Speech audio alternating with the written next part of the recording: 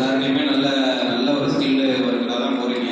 But ஆனால் நீங்கள் எல்லா கம்பெனிலையும் ரிஜெக்ட் ஆகிறதுக்கு காரணம் ஒரு கம்யூனிகேஷன்னால. இது வரைக்கும்